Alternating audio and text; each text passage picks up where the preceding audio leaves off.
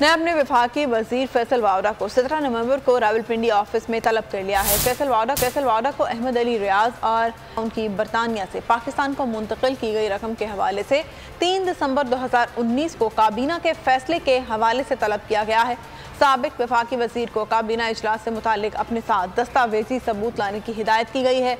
काबीना इजलास से मुतालिक मालूमात और इस हवाले से बयान रिकॉर्ड किया जाए।